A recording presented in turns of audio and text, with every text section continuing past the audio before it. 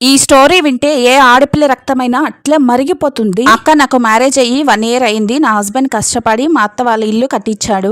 3 months వరకు అందరం హ్యాపీగా ఉన్నాము. 5th month నుంచి మా అత్తయ్య నాతో గొడవలు పడడం స్టార్ట్ చేసింది. 3 month ప్రెగ్నెన్సీ అస్సలు ఒక పని కూడా చేయలేదు. నాకు బ్లడ్ కూడా 6 ఉంది.